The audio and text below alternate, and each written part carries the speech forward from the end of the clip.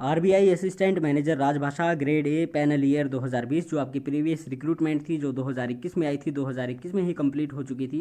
इसका जो final score यानी कि आपकी जो फाइनल कट ऑफ लगी थी वो 20 सितंबर 2021 को आउट हुई थी।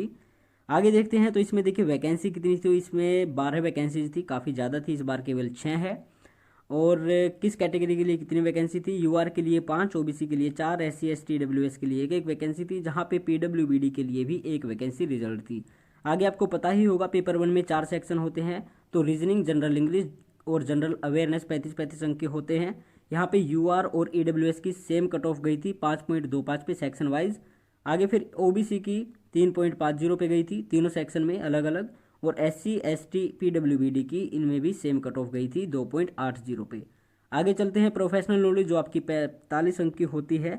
वहाँ पे यूआर और ईडब्ल्यूएस की सेम कट ऑफ गई थी 6.75 पे, ओबीसी की 4.50 पे और एससी एसटी पीडब्ल्यूबीडी की 3.60 पे।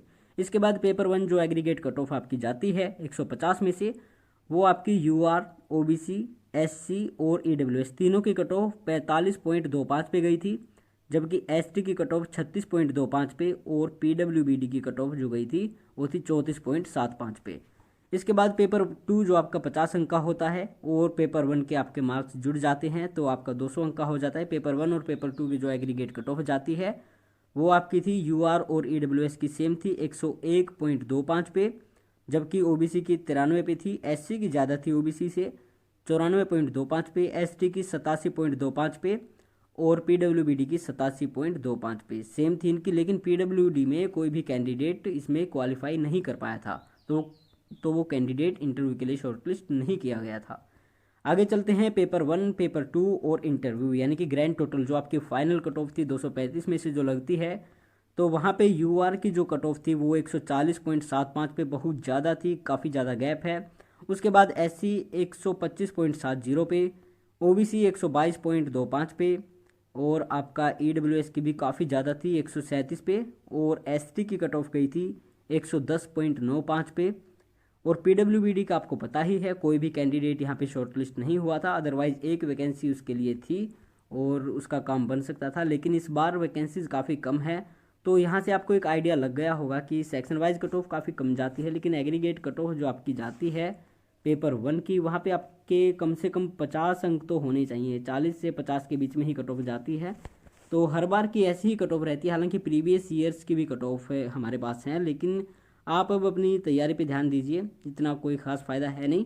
लेकिन आपको एक अंदाज़ा लग गया होगा कि पिछले साल 12 वैकेंसी थी जब इतनी कट ऑफ थी, इस बार भी कुछ ऐसी ही कट ऑफ रहेगी, क्योंकि अगर कम वैकेंसी होती हैं तो पेपर का लेवल बढ़ा देते हैं, ज़्यादा वैकेंसीज होती हैं तो पेपर का लेवल ईजी कर देते हैं।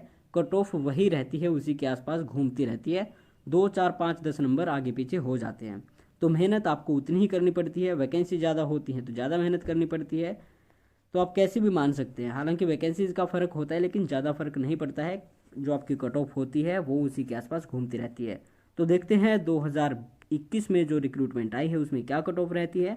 तब तक आप अपनी तैयारी पर ध्यान दीजिए और बाकी तो बातें बाद में होती रहेंगी। अगर आप कहेंगे तो प्रीवियस ईयर्स की जो 2019 की, 18 की, 17 की, 16 की जो कट ऑफ रही थी उस पर भी एक वीडियो बना देंगे। हालांकि इतना कोई खास फ़ायदा है नहीं, तो अभी आप अपनी तैयारी पे ध्यान दीजिए और आपने अप्लाई नहीं किया है तो इसके लिए अप्लाई ज़रूर कर दीजिए।